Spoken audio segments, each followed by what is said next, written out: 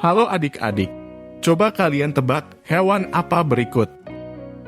Bentuknya pipih dan oval. Kepalanya kecil, memiliki sepasang antena yang panjang. Berwarna coklat atau putih kelabu. Bergerak cukup cepat, terkadang kita melihat mereka terbang. Kerap kita jumpai di sekitar kita, terkadang di bawah kolong meja, di lemari makan, suka di tempat sampah, atau sering di toilet rumah kita. Ya, itu dia, kecoa. Siapa yang merasa takut, jijik, atau geli saat melihat kecoa? Apakah kalian termasuk yang berani saat melihat kecoa? Tulis di kolom komentar, ya. Kecoa ada di seluruh dunia, kecuali Antartika. Mereka hidup di tempat-tempat yang lembab dan gelap, seperti dapur, gudang, atau saluran air. Kecoa merupakan sumber makanan bagi hewan lain, seperti burung, lipan, dan kadal. Tahukan kalian, jika kecoa itu super kuat dan tahan banting, mereka bisa hidup dalam kondisi yang ekstrem, seperti saat kekurangan makanan atau air. Bahkan, kecoa bisa hidup selama sebulan tanpa makanan sama sekali. Wow, ternyata mereka kuat berpuasa, ya.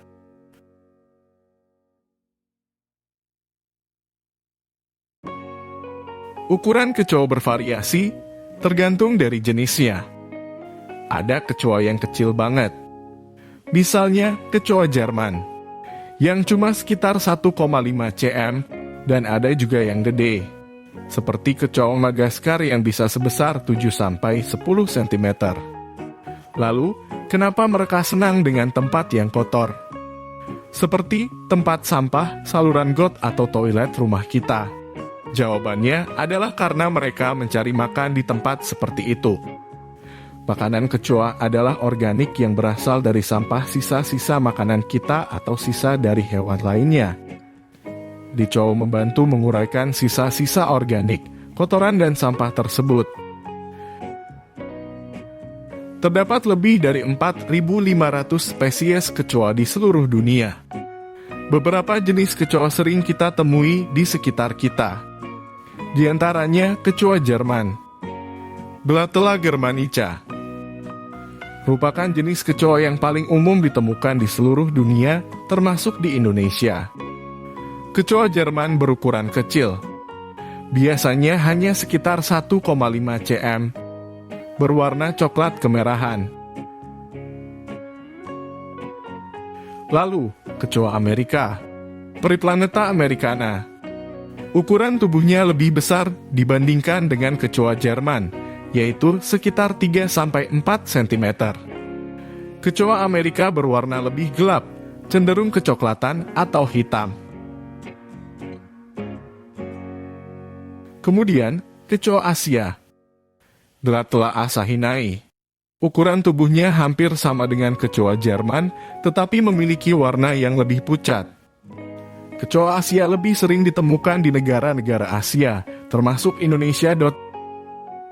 Berikutnya, kecoa Australia, Periplaneta australacea.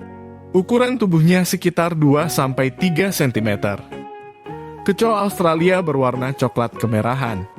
Ditemukan di Australia dan Selandia Baru.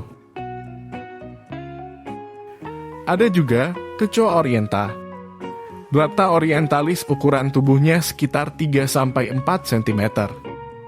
Kecoa oriental berwarna coklat gelap. Biasanya ditemukan di wilayah Asia dan Afrika. Sedangkan kecoa Madagaskar, Gromphadorhina portentosa, berukuran besar, sekitar 7-10 cm. Berwarna coklat dan memiliki sayap yang tidak dapat terbang.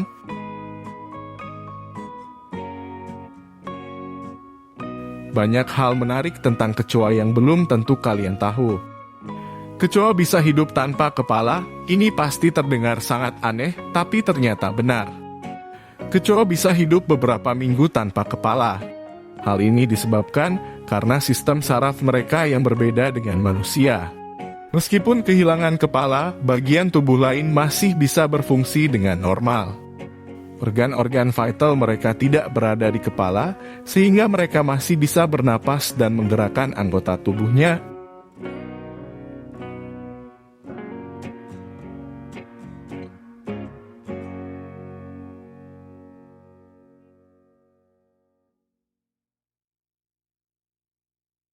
Mereka rajin membersihkan tubuh dengan menjilati antena dan kaki mereka yang kotor. Kecoa juga punya kemampuan regenerasi yang cukup unik. Mereka bisa tumbuh kembali kaki atau sayap yang putus, meski terkadang ukurannya akan lebih kecil dari sebelumnya. Kecoa bisa hidup dalam kondisi tanpa makanan selama 1 bulan, tetapi mereka tidak bisa hidup tanpa air lebih dari seminggu. Beberapa jenis kecoa ternyata bisa berubah warna tubuhnya, tergantung dari kondisi lingkungan sekitar. Misalnya, kecoa Florida bisa berubah menjadi warna coklat saat mereka merasa terancam atau ketika suhu lingkungan menjadi dingin. Sedangkan kecoa Jerman berkembang biak dengan super cepat. Berikutnya, kalau kecoa Madagaskar merasa terancam atau tertekan, akan mengeluarkan suara mendesis. Ada juga jenis kecoa yang kemampuan melompatnya sangat jauh. Namanya kecoa kanguru. Apakah kecoa berbahaya? Adik-adik, keberadaan kecoa tentu sangat mengganggu, mereka bisa menjadi hama yang merugikan kita. Kecoa mengeluarkan protein yang bisa menempel pada kulit dan mengiritasi saluran pernapasan manusia. Bahkan, kau bisa membawa virus dan bakteri yang menyebabkan sakit perut dan diare, serta berbagai penyakit lainnya.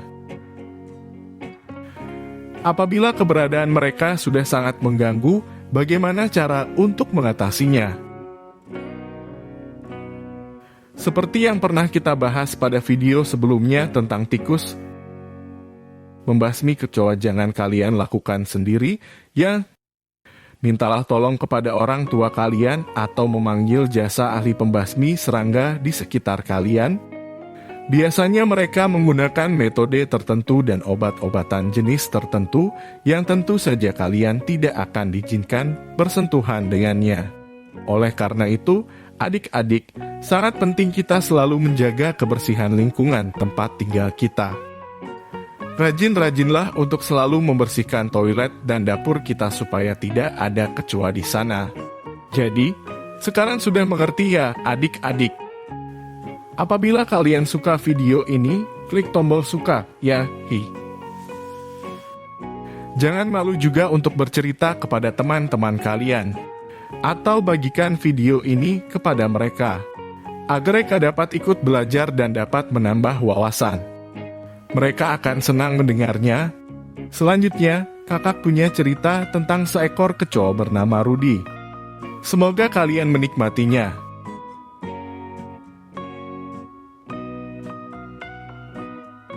Di sebuah hutan yang subur dan indah, hiduplah seekor kecoa bernama Rudy. Rudy sangat cerdas dan rajin belajar. Tetapi dia juga sangat impulsif, yaitu setiap akan melakukan sesuatu, dia langsung saja bertindak. Tidak memikirkan terlebih dahulu apa yang akan terjadi setelah dia melakukan tindakan tersebut. Setiap dia akan bertindak atau melakukan sesuatu, dia tidak pernah mempertimbangkan konsekuensi atau akibat dari tindakan yang dia lakukan. Apakah berbahaya atau tidak? Apakah akibatnya baik atau buruk? Pada suatu hari, seekor tupai bernama Teddy sedang menginap di rumah pamannya. Esok pagi kemudian ia pulang, menempuh perjalanan yang panjang menuju rumahnya. Di tengah perjalanan, ia merasa sangat kelelahan. Berbekal air dan oleh-oleh coklat dari pamannya, ia hanya meminum sedikit air itu. Lalu memutuskan untuk beristirahat sebentar di bawah pohon rindang berada di pinggiran hutan. Karena terlalu lelah, dia pun tertidur cukup lama di sana. Hingga akhirnya, ia seketika terbangun. Tetesan-tetesan kecil air hujan mengenai wajahnya. Ia bangun lalu memperhatikan langit yang mulai mendung gelap. Tidak ingin dirinya kehujanan, ia segera bangkit untuk melanjutkan perjalanan. Tanpa ia sadari, oleh-oleh coklat dari pamannya tidak sengaja tertinggal di bawah pohon tersebut. Keesokan hari kemudian, Rudy sedang berjalan-jalan di pinggiran hutan. Ia sedang mengumpulkan rumput kering untuk membuat sebuah kerajinan tangan. Rumah Rudy tidak berada jauh dari pohon rindang itu.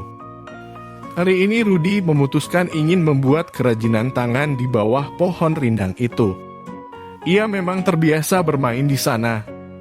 Saat sampai di sana, ia menemukan coklat yang sedikit basah oleh hujan. Rudy yang memang sangat menyukai coklat, langsung saja memakan coklat itu dengan lahapnya, tanpa memikirkan baik atau buruk perbuatan itu. Beberapa waktu kemudian, ia mulai merasakan kepalanya pusing dan perutnya sakit. Dia merasa panik dan takut. Dia bertanya-tanya apa yang membuatnya sakit serta bagaimana cara mengatasinya. Di tengah kesakitannya, seekor kupu-kupu bernama Putri sedang lewat di dekatnya menghampiri dan bertanya, "Kenapa kau, Rudy?" Rudy menjawab, "Aku tidak tahu. Tiba-tiba saja aku merasakan pusing kepala dan sakit perut tak tertahankan." Kupu-kupu itu melihat ada potongan coklat di tangan Rudy, lalu bertanya, "Apakah coklat itu yang menyebabkan sakitmu?" "Aku tidak tahu. Aku menemukan coklat ini sudah tergeletak di bawah pohon ini dalam kondisi agak basah, lalu aku memakannya," jawabnya. Mendengar jawaban itu, Putri berkata, "Jika coklat ini bukan milikmu, kenapa kamu makan, Rudy? Kamu tidak tahu itu milik siapa dan sejak kapan coklat itu berada di sini. Kamu pun tidak tahu apakah coklat itu masih baik untuk perutmu atau akan membuatmu sakit. Lain kali, kamu harus berpikir sebelum bertindak, Rudy. Kamu harus mempertimbangkan dan berpikir sebelum melakukan sesuatu. Lakukanlah yang memang baik dan aman untuk dirimu. Jangan bertindak tanpa memikirkan konsekuensinya. Bertahanlah sebentar, aku akan segera mencari pertolongan." Setelah berkata demikian, Putri langsung terbang untuk mencari pertolongan. Setelah beberapa saat, kupu-kupu datang kembali bersama penduduk hutan lainnya. Rudy berhasil dibawa pulang untuk diobati. Akhirnya, nyawa Rudy dapat selamat. Rudy sangat berterima kasih. Dia merenungkan kata-kata Putri. Dia sangat menyesal karena tidak memikirkan konsekuensi dari tindakannya. Dia berjanji untuk lebih berpikir sebelum bertindak dan belajar dari kesalahannya. Dia merasa senang dan bersyukur atas pelajaran berharga yang dia dapatkan. Sejak kejadian itu, Rudy menjadi lebih bijaksana dan berpikir sebelum bertindak. Dia belajar bahwa tindakan impulsif bisa berbahaya. Kadang-kadang juga memerlukan pengorbanan yang besar. Kisah Rudy mengajarkan kepada kita semua pentingnya berpikir sebelum bertindak dengan mempertimbangkan akibat dari sebuah tindakan. Kita harus selalu berusaha untuk membuat keputusan yang bijak dan bertanggung jawab, terutama ketika kita berada dalam situasi yang berbahaya. Dengan cara demikian, kita dapat meminimalkan risiko dan memastikan selalu berada dalam keadaan yang aman dan sehat. Nah, adik-adik, semoga kalian juga dapat melatih diri kalian untuk bertindak bijaksana. Pikirkanlah dahulu akibat apa yang akan timbul setiap kalian akan melakukan sesuatu. Berhati-hatilah dalam bertindak dan hindari tindakan yang impulsif. Tindakan impulsif adalah tindakan yang dilakukan tanpa memikirkan terlebih dahulu apa yang akan terjadi setelah kita melakukan tindakan tersebut. Jika kita melakukan sesuatu, tentu akan ada konsekuensinya. Konsekuensi adalah sesuatu yang akan terjadi akibat dari tindakan kita. Contohnya, jika kamu bermain bola di dalam rumah, lalu bolamu mengenai vas bunga. Vas bunga bisa pecah dan kamu harus bertanggung jawab untuk memperbaikinya atau menggantinya. Jadi, konsekuensi adalah hasil dari tindakan kita. Akibat bisa baik atau buruk tergantung pada tindakan kita. Oleh karena itu, penting untuk selalu mempertimbangkan konsekuensi dari tindakan kita, agar kita bisa membuat keputusan yang bijak dan bertanggung jawab. Sampai jumpa pada video berikutnya.